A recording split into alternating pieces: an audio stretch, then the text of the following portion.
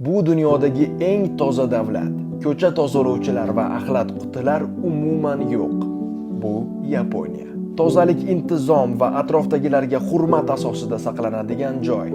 Bu yerda axlat qutilari deyarli yo'q, chunki odamlar axlat tashlashmaydi.